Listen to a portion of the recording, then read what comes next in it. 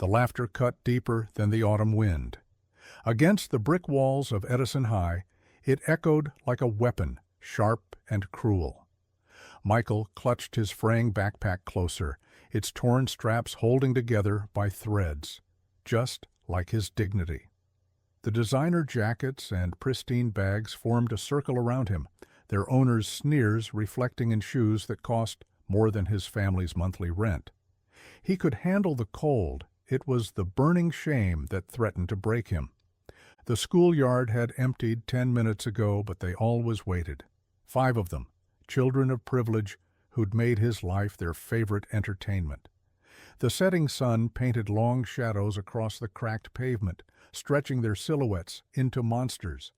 Other students lingered at the edges of the scene, some averting their eyes, others recording with their phones, modern-day spectators to an ancient form of cruelty. Nobody stepped forward. Nobody ever did.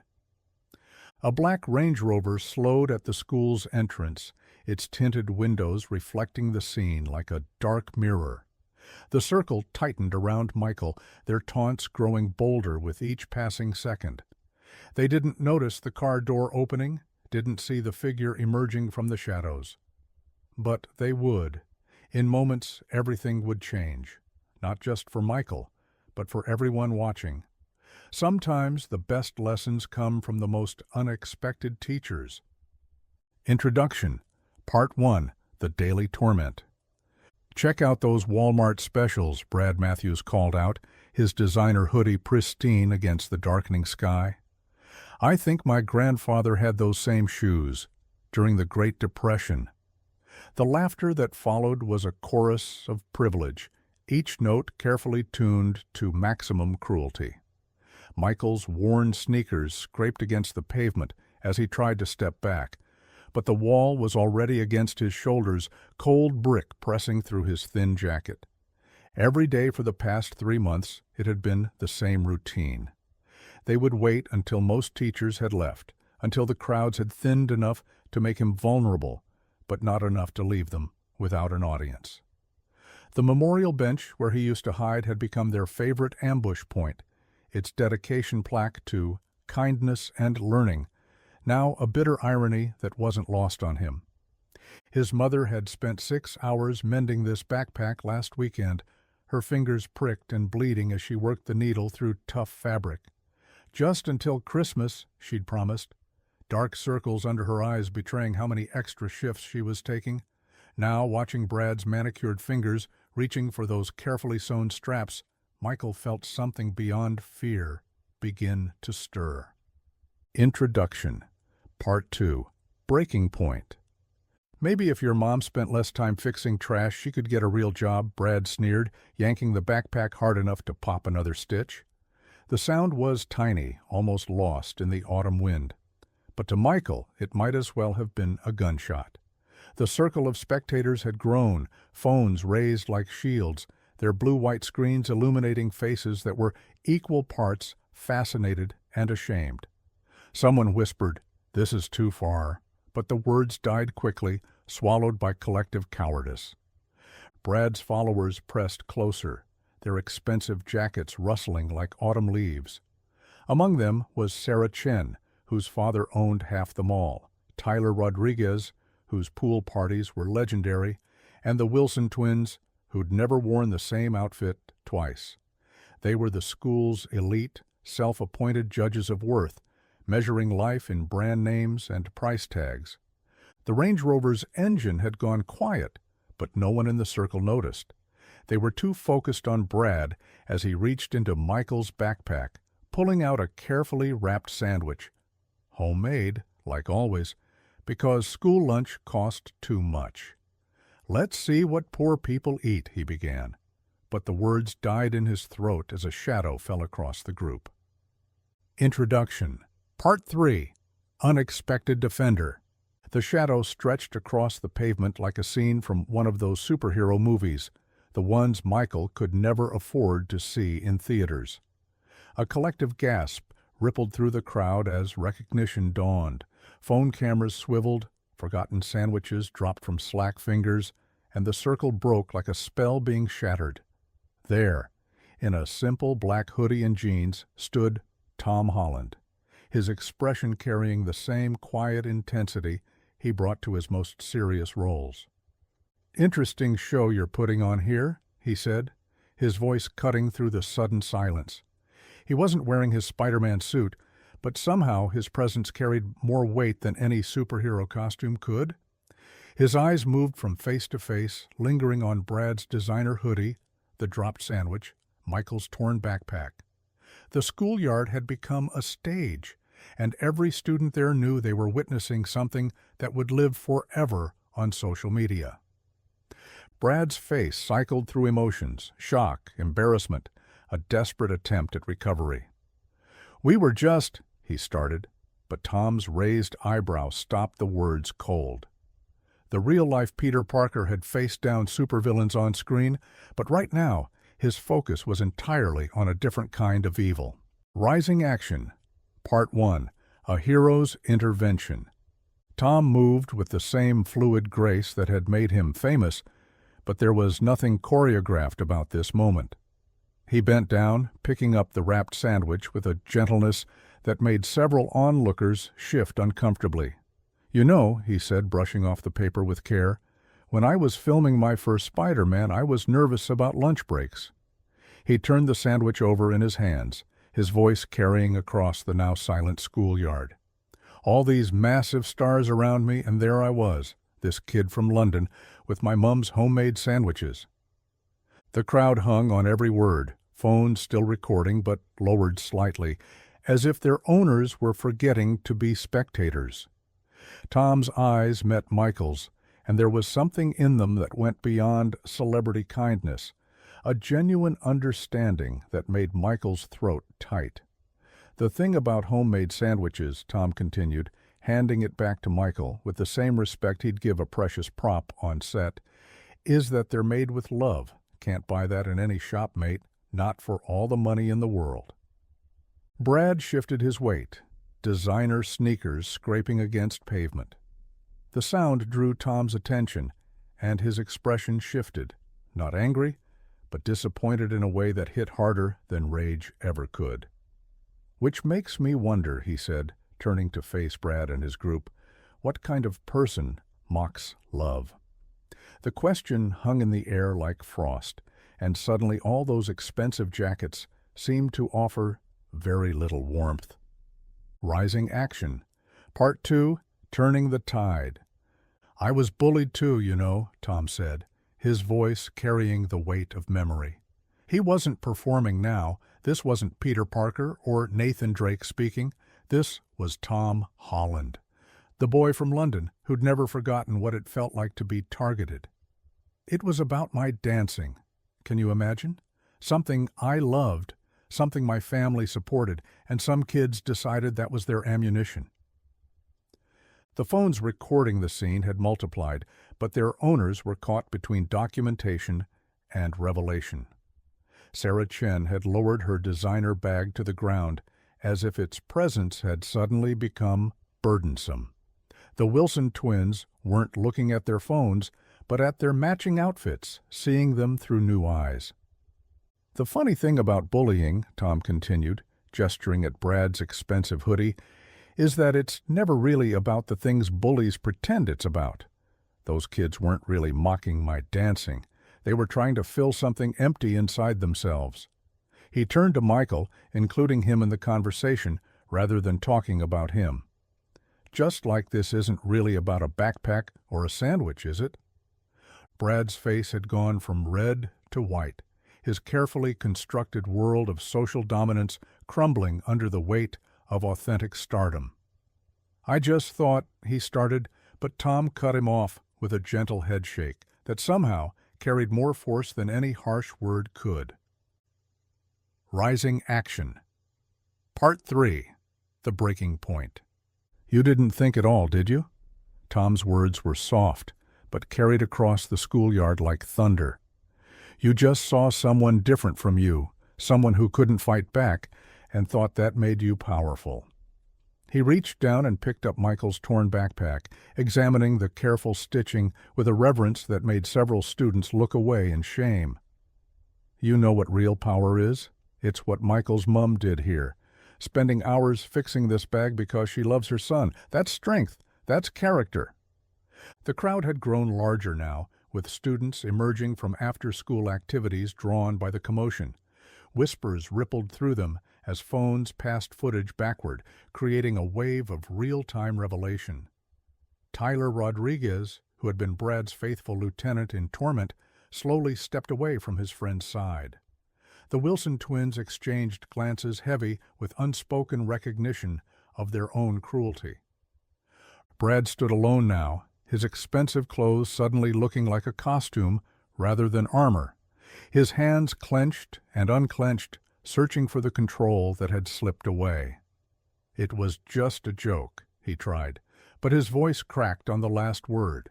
The excuse hung in the air, hollow and exposed, as Tom's expression shifted from disappointment to something more determined, the same look he wore when Spider-Man was about to right a wrong, but this time the stakes felt even higher. Climax Part 1: The Truth Revealed. A joke? Tom's voice carried a weight that no special effects could match. Let's talk about jokes then. He moved to the center of the scene, command natural as any movie set, but this performance was raw reality. I remember my first big Hollywood party, designer everything, people worth millions. And you know what I saw? The same thing I'm seeing right now, people using stuff to hide who they really are. He turned slowly, making eye contact with each member of Brad's former circle. I went home that night and called my mum. Scared I'd turn into that, someone who thinks the price tag on their clothes means more than the content of their character. The autumn wind caught his words, carrying them across the schoolyard, where even the furthest students stood transfixed. Michael watched as Tom handled his torn backpack with the same care he'd shown the sandwich, fingers tracing his mother's neat stitches. See this? He held it up, and dozens of phones raised higher to capture the moment. This bag tells a story of sacrifice, of love, of someone working their hands raw to give their child a chance, while this, he gestured at Brad's pristine outfit, tells me nothing except how much your parents' credit card can handle. The truth hung in the air like frost, crystallizing into something that no amount of expensive clothing could shield against. Climax, Part 2. The Lesson. Tom stepped closer to Brad, close enough to see the tremor in the boy's carefully maintained facade. You know what the hardest part of playing Spider-Man was. His voice had softened, but it carried across the hushed schoolyard like a whisper in an empty theater. It wasn't the stunts or the lines, it was understanding what real power means. Peter Parker taught me that power isn't about what you can do to others, it's about what you can do for them. The phones had lowered now, their owners caught in something more compelling than viral content. Sarah Chen had tears streaming down her face, mascara tracing expensive trails. The Wilson twins had moved closer to each other, their matching outfits suddenly seeming less like status symbols and more like armor against their own insecurities. Every single person here, Tom continued, his gaze sweeping the crowd, has something beautiful to offer the world, something that has nothing to do with price tags or brand names. He turned back to Michael, who stood straighter now, his mother's careful stitches catching the late afternoon light. Some of us show it by dancing, a small smile played at Tom's lips, some by spending 6 hours mending a backpack for their child, and some, his eyes locked onto Brad's, haven't figured out what their something is yet, and that's okay, but it's never, ever found by tearing others down. Climax Part 3. The Transformation. Brad's designer hoodie suddenly seemed to weigh on him like chainmail, each thread of expensive fabric a link to something he was beginning to understand but couldn't yet name. His carefully constructed world of social hierarchy was crumbling, replaced by something both terrifying and liberating. I didn't, he started, then stopped, swallowed hard, and tried again. I never thought about it that way. That's the first step, Tom said, his voice carrying the warmth that had made him beloved beyond his roles. Thinking about it, really thinking. He turned to Michael, but spoke loud enough for everyone to hear. "Your mom works night shifts at the hospital, right?" Michael nodded, surprised. Tom smiled. "I saw her badge in your bag, saving lives while saving up for your future. Now that's a real superhero." The words fell like rain on parched earth, and something began to grow in that schoolyard, something that wouldn't be contained by the hundreds of phones recording the moment. Tyler Rodriguez stepped forward first, shrugging off his expensive jacket. Without a word, he draped it over the memorial bench, a quiet renunciation. Sarah Chen followed, placing her designer bag beside it. One by one, pieces of privileged armor were laid down, not as sacrifice, but as recognition. In the lengthening shadows of the autumn evening, status symbols transformed into something else entirely. Stepping stones toward redemption. Resolution. Part 1. The Aftermath. The silence that followed wasn't empty. It was filled with the kind of understanding that changes people. Brad stepped forward, his movements hesitant but deliberate, and carefully picked up Michael's backpack. His fingers traced the careful stitching, seeing for the first time the love woven into every repair. "I can fix this," he said quietly, then louder, with more certainty. "My mom, she's amazing with a sewing machine. Designer stuff, you know. She could, if you'd let her." Tom watched the exchange with the same attention he brought to his most important scenes. But this wasn't acting. This was something real, taking root. Around them, phones were lowering one by one, their owners suddenly more interested in being present than in documenting. The Wilson twins were wiping their eyes, mascara streaked but somehow looking more beautiful than their perfect morning makeup. Michael looked at his backpack in Brad's hands, seeing not the tears now, but the possibility of healing, both in the fabric and beyond it. Resolution. Part 2. Ripples of Change. The video spread across social media that night, but not in the way such moments usually do. Instead of mockery or viral entertainment, there was something different in the shares and comments. Reflection, recognition, change. Students who hadn't been present received them in group chats and private messages, each viewing carrying the weight of transformation. Sarah Chen's post went up first, a photo of her entire designer wardrobe with the caption, "Starting tomorrow, these don't define me." The Wilson twins followed with their own message. "Looking for volunteers? Starting a school clothing exchange program, because style shouldn't have a price tag." Tyler Rodriguez, whose pool parties had been legendary for their exclusivity, simply posted, "Next parties open to everyone. No designer labels required. Just bring yourself."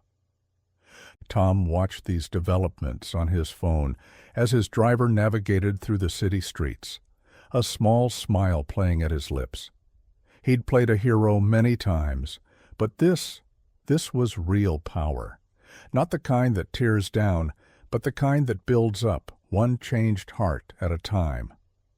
Resolution. Part 3. The New Chapter. A week later, Michael walked into school wearing his backpack, now expertly repaired with careful stitches that complemented his mother's original work. Brad's mom had insisted on teaching both boys how to sew while she fixed it, turning restoration into connection. The designer labels that had once divided the schoolyard had largely disappeared, replaced by a new kind of status symbol, acts of kindness, tracked not through social media but through changed lives. The memorial bench where it all happened had been transformed too. Students had covered it with positive messages and promises, turning it from an ambush point into a sanctuary. A small plaque had been added beside the original one, its words simple but profound, where a hero reminded us that true worth isn't worn, but lived.